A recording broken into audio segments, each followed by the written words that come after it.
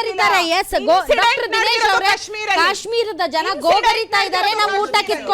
ನಮ್ಮ ಊಟ ಕಿತ್ಕೊಂಡ್ರು ಇವರು ಮುಸಲ್ಮಾನರು ಅಂತ ಹೇಳಿ ನಮ್ಮ ಮುಸಲ್ಮಾನರನ್ನ ಬೀದಿಗೆ ತಂದ್ರು, ನಮ್ಮ ಊಟ ಕಿತ್ಕೊಂಡ್ರು. 5 ತಿಂಗಳ ಕಾಲ ನಾವು ಹಬ್ಬದ ತರ ಇದನ್ನ ಪ್ರವಾಸಿಗರು ಬರೋದನ್ನ ನಾವು ಆಚರಿಸ್ತಿದ್ವಿ. ನಮ್ಮ ಹೊಟ್ಟೆ ತುಂಬ್ತಾ ಇತ್ತು, ನಮ್ಮ ಒಲೆ ಉರಿತಾ ಇತ್ತು.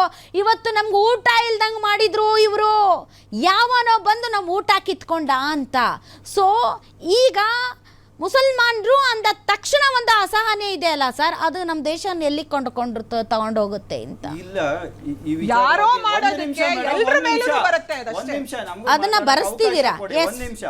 ಇವತ್ತು ಈ ದೇಶದ ಶಾಂತಿಯನ್ನ ಭಂಗಕ್ಕೆ ಒಂದು ಪಾಕಿಸ್ತಾನ ನೇರ ಹೊಣೆ. ಯಾಕಂದ್ರೆ ಪಾಕಿಸ್ತಾನ ಇವತ್ತು ತಿನ್ನಕ್ಕೆ ಅನ್ನ ಇಲ್ದೇ ಇರೋ ಪರಿಸ್ಥಿತಿಗೆ ಬಂದಿದ್ದಾರೆ. ಇವತ್ತು ಕಾಶ್ಮೀರದಲ್ಲಿ ಜನ ಎಕನಾಮಿ ಗ್ರೋತ್ ಆಗಿದೆ. ಅವರ GDP 9% ಟೂರಿಸಮ್ ಅಲ್ಲಿ ನಡೀತಾ ಇದೆ. ಅವರ ಪರ್ ಕ್ಯಾಪಿಟಲ್ ಇನ್ಕಮು 145% ಇನ್ಕ್ರೀಸ್ ಆಗಿದೆ. ಅವರ ಎಲ್ಲ ಎಕನಾಮಿ ಇಂಪ್ರೂವ್ ಆಗಿದೆ, ಡೆವಲಪ್ಮೆಂಟ್ ಇಂಪ್ರೂವ್ ಆಗಿದೆ, ಅಗ್ರಿಕಲ್ಚರ್ ಇಂಪ್ರೂವ್ ಆಗಿದೆ, ಎಲ್ಲ ಇಂಪ್ರೂವ್ ಆಗಿತ್ತು. ಎಲ್ಲ ಇಂಪ್ರೂವ್ ಆಗಿದ್ದೆ ಬಿಕಾಸ್ ಆಫ್ ಟೂರಿಸಮ್ ಇಂದ.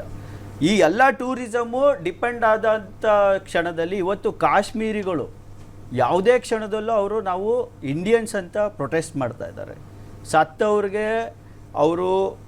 ಸತ್ತವ್ರಿಗೆ ಶ್ರದ್ಧಾಂಜಲಿನ ಸಲ್ಲಿಸ್ತಾ ಇದ್ದಾರೆ. ಪಾಕಿಸ್ತಾನ ಧ್ವಜವನ್ನು ಸುಡ್ತಾ ಇದ್ದಾರೆ. ಇವೆಲ್ಲ ನೋಡ್ತಾ ಇದ್ದೀವಿ. ಆದರೆ ಈ ದೇಶದ ಭಂಗಕ್ಕೆ, ಈ ದೇಶದ ನೆಮ್ಮದಿ ಹಾಳು ಮಾಡಬೇಕು. ಈ ದೇಶದಲ್ಲಿ ಇವತ್ತು ಅಮೇರಿಕಾ ಅಂತ ವೈಸ್ ಪ್ರೆಸಿಡೆಂಟ್ ಬಂದಂಥ ಟೈಮು ಈ ದೇಶಕ್ಕೆ. ಆ ಟೈಮ್ನಲ್ಲಿ ವೈಸ್ ಪ್ರೆಸಿಡೆಂಟ್ ಬಂದು ಇಡೀ ಪ್ರಪಂಚ ಭಾರತದ ಕಡೆ ನೋಡ್ತಾ ಇತ್ತು. ಆ ಒಂದು ಇಶ್ಯೂನ ಡೈವರ್ಟ್ ಮಾಡಬೇಕು ಪಾಕಿಸ್ತಾನ. ಆಮೇಲೆ ಸರ್ ಇಂಟರಪ್ಟ್ ಮಾಡ್ತೀನಿ ಸರ್, ನಿಮಗೆ ನನ್ಗೆ ಗೊತ್ತಾಯ್ತು. ಈಗ ಪಾಕಿಸ್ತಾನ ಈಗ ಬ್ರಿಟಿಷರು ಡಿವೈಡ್ ಅಂಡ್ ರೂಲ್ ಮಾಡಿ ಹೋಗಿದ್ದು ಇಲ್ಲಿವರೆಗೆ ಹೊಡೆದಾಡ್ತಾ ಇದೀವಿ. ಪಾಕಿಸ್ತಾನ ಎಕ್ಸಾಕ್ಟ್ಲಿ ಅದನ್ನೇ ಮಾಡ್ತಾ ಇದೆ. ಯಾಕೆಂದ್ರೆ ಉಗ್ರರನ್ನ ನುಸುಳಿಸಿ ಧರ್ಮದ ಆಧಾರದ ಮೇಲೆ ಗುಂಡಿನ ದಾಳಿ ನಡೆಸಿ ಕೊನೆಗೆ ಹಿಂದೂ ಮುಸಲ್ಮಾನರು ಇಲ್ಲಿ ಜಗಳ ಆಡಬೇಕು, ಕಾಶ್ಮೀರದ ಪ್ರವಾಸೋದ್ಯಮ ಕೊಲಾಪ್ಸ್ ಆಗಬೇಕು, ನಾವು ಎಕನಾಮಿಕಲಿ ಗ್ರೋತ್ ಆಗಬೇಕು, ಭಾರತದಲ್ಲಿ ಈ ಕೋಮು ಸೌಹಾರ್ದತೆ ಕದಡಬೇಕು ಮತ್ತು ಹಿಂದೂ ಮುಸಲ್ಮಾನರು ಜಗಳ ಆಡಬೇಕು ಮತ್ತು ಅಭಿವೃದ್ಧಿ ಕುಂಠಿತ ಆಗಬೇಕು. ಇದೇ ನಡಿಬೇಕು. It's a preplanned. ಅವರು ಹಾಕಿದ ಈ ಬಲೆಗೆ ನಾವೆಲ್ಲರೂ ಬಿದ್ದು ಒದಾಡ್ತಾ ಇದ್ದೀವಿ. ಅದಕ್ಕೆ ಇನ್ನೊಂದು ಹೇಳ್ತೀವಿ, ಅದಕ್ಕೆ ತುಪ್ಪ ಸುರಿತಾ ಇರೋದು ಇವತ್ತು ನಮ್ಮ ಪ್ರತಾಪ್ ಸಿಂಹ ಅಂತ ವ್ಯಕ್ತಿಗಳು. ಯಾಕಂದ್ರೆ ಇವತ್ತು ಒಂದು ಕಡೆ ನಮ್ಮ ಮೇಲೆ ಶತ್ರುಗಳ ದಾಳಿ ಆಗಿದೆ, ಇನ್ನೊಂದು ಕಡೆ ಪ್ರತಾಪ್ ಸಿಂಹ ಅಂತವ್ರು ಹೇಳ್ತಾರೆ ಧರ್ಮ ಕೇಳಿ ಶೂಟ್ ಮಾಡ್ತಾರೆ. ಹೌದು, ಅವ್ರ ಇಂಟೆನ್ಷನ್ ಅಲ್ಲಿ ಧರ್ಮ ಕೇಳಿ ಶೂಟ್ ಮಾಡ್ತಾರೆ. ಜನ ಕಚ್ಚಾಡ್ಬೇಕು. ಇದನ್ನ ಜನ ಅರ್ಥಿಸ್ಕೊಳ್ದೆ ಇಂಥ ಮೂರ್ಖರ ಮಾತುಗಳಿಗೆ ಚಪ್ಪಾಳೆ ಹೊಡ್ಕೊಂಡು ಕೂತಿರೋದು ನಮ್ಮ ದುರದೃಷ್ಟಕರ ಸಂಗತಿ. ಇಂಥ ವ್ಯಕ್ತಿಗಳಿಗೆ MP ಟಿಕೆಟ್ ಕೊಡದೇ ಇರೋದು ಒಂದು ದೊಡ್ಡ ಕೆಲಸ ಮಾಡಿದ್ದಾರೆ. ಯಾರು? ಮೋದಿ ಅವರು. ನಾನು ಒಪ್ಕೋತೀನಿ, ಇಂಥ ವ್ಯಕ್ತಿಗಳನ್ನ ಇವ್ರ ಪಕ್ಷದಿಂದ ದೂರ ಇಟ್ಟಿರೋದು ಒಳ್ಳೇದು. ಯಾಕಂದ್ರೆ ಇವರು ಇಂಥ ಟೈಮಲ್ಲಿ ಇವರ ಬೇಳೆಕಾಳು ಬೇಯಿಸ್ಕೊಳ್ಳೋಕೆ ಬರ್ತಾರೆ ರಾಜ್ಯದಲ್ಲಿ. ಇಂಥ ಟೈಮಲ್ಲಿ ಜನಗಳ ಮೇಲೆ ಹಕ್ಕುಗಳನ್ನ ಬೇರೆ ಇಲ್ಲದ ಸಲ್ಲದ ಆರೋಪಗಳನ್ನ ಹೆಚ್ಚಕ್ಕೆ ಮಾಡ್ತಾ ಇದ್ದಾರೆ. ಇವತ್ತು ನೀವು ನೋಡಿ, ಇವತ್ತು ಹೌದು ನಮ್ಮ ದೇಶದ ಮೇಲೆ ಅಟ್ಯಾಕ್ ಆಗಿದೆ, ಹೌದು. ಆದರೆ ಇಲ್ಲಿ ಇನ್ನೂ ಒಂದು ಇಂಪಾರ್ಟೆಂಟ್ ಥಿಂಗ್ಸ್ ಇದೆ. ಏನಂದ್ರೆ ಭದ್ರತಾ ವೈಫಲ್ಯ. ಇದ್ರ ಬಗ್ಗೆ ಇವತ್ತು ಯಾರು ಮಾತಾಡ್ತಾ ಇಲ್ಲ. ಯಾಕೆಂದ್ರೆ ಒಂದೇ ನಿಮಿಷ ಮಾತಾಡಿದ್ರೆ sir you are anti national. ಒಂದೇ ನಿಮಿಷ ಮಾತಾಡಿದರೆ ನೀವು ಲೆಫ್ಟಿಸ್ಟ್. ನೀವು ಭದ್ರತಾ ವೈಫಲ್ಯದ ಬಗ್ಗೆ ಮಾತಾಡಿದ್ರೆ ನೀವು ಪಾಕಿಸ್ತಾನ ಪರ.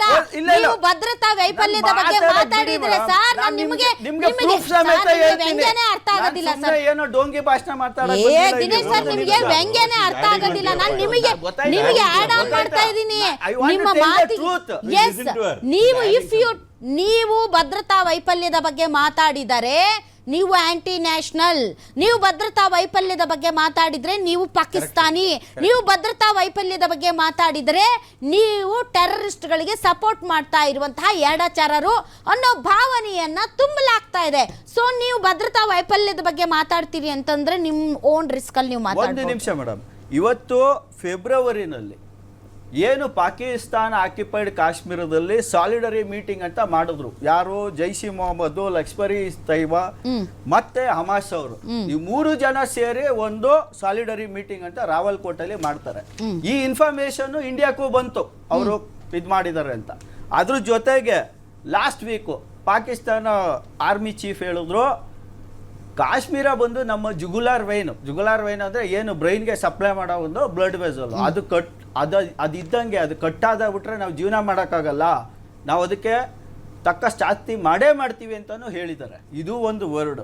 ಅದಾದ ನಂತರ ಇಂಟೆಲಿಜೆನ್ಸ್ ರಿಪೋರ್ಟ್ ಕೊಟ್ಟಿದೆ, 70 ಜನ ಇನ್ಫಿಲ್ಟ್ರೇಟ್ ಆಗಿದ್ದಾರೆ, 70 ಜನ ಜಮ್ಮು ಕಾಶ್ಮೀರದಲ್ಲಿ ನುಸುಳು ಹೋಗಿದ್ದಾರೆ ಅಂತ ಮಾರ್ಚ್ ಏಪ್ರಿಲ್ ಅಲ್ಲಿ 2ರಲ್ಲೂ ಕೊಟ್ಟಿದ್ದಾರೆ. ಇವರೇ ಹೈ ಲೆವೆಲ್ ಮೀಟಿಂಗ್ ಕೂಡ ಮಾಡಿದ್ದಾರೆ ಡೆಲ್ಲಿಲಿ ಮಾರ್ಚ್ ಏಪ್ರಿಲ್ ಅಲ್ಲಿ.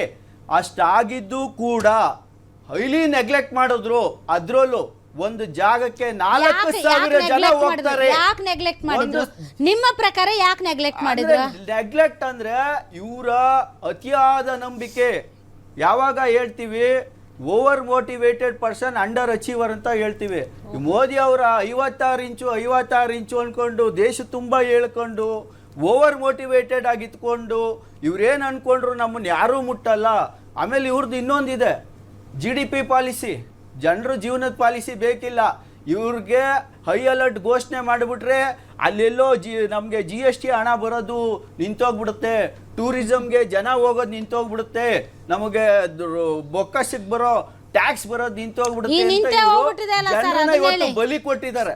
ಮತ್ತೆ 4,000 ಜನ ಒಂದು ಕ್ಷೇತ್ರದಲ್ಲಿ ಒಂದು ಜಾಗದಲ್ಲಿ ಸೇರ್ತಾರೆ ಅಂದಾಗ ಆ ಜಾಗಕ್ಕೆ ಒಂದು ಸೆಕ್ಯೂರಿಟಿ ನಿಯೋಜನೆ ಮಾಡೋ ಯೋಗ್ಯತೆ ಇಲ್ಲ ಅಂದರೆ ಇವರು ಹೋಮ್ ಮಿನಿಸ್ಟರ್ ಆಗ್ಬೋದು, ಡಿಫೆನ್ಸ್ ಮಿನಿಸ್ಟರ್ ಆಗ್ಬೋದು, ಅವರು ಮೊದಲು ರಾಜೀನಾಮೆ ಕೊಡಬೇಕು. ಇನ್ಕ್ಲೂಡಿಂಗು ಯಾರು ಅಜಿತ್ ದೋವಲ್ ಕೂಡ ರಾಜೀನಾಮೆ ಕೊಡಬೇಕು. ಇವರೆಲ್ಲ ಔಟ್ಡೇಟೆಡ್ ಪರ್ಸನಾಲಿಟೀಸು. ಇವತ್ತಿನ ಅಡ್ವಾನ್ಸ್ ಇವತ್ತು ಏನು ಇಷ್ಟೆಲ್ಲ ಮಾಹಿತಿ ಇದ್ದು ಇವರು ಈ ಒಂದು ಜನರನ್ನ ರಕ್ಷಣೆ ಮಾಡೋಕ್ಕೆ ಯೋಗ್ಯತೆ ಇಲ್ಲ ಅಂದಮೇಲೆ ಇವರು ರಾಜೀನಾಮೆ ಕೊಟ್ಟು ಹೊರಗೋಗ್ಬೇಕು. ಬೇರೆ ಅಂತ ಯೂತು ಯಾರು ಉತ್ಸಾಹಕರಕ್ಕಿದ್ದಾರೆ ಬಿಜೆಪಿಲಿ ಇದ್ದಾರೆ ಅವ್ರಿಗೆ ಅವಕಾಶ ಕೊಡಿ, ಅವ್ರ ದೇಶನ ರಕ್ಷಣೆ ಮಾಡ್ತಾರೆ ಅಂತ ನಾನು ಹೇಳ್ತೀನಿ. ನಾಗರಾಜ್ ಯಾದವ್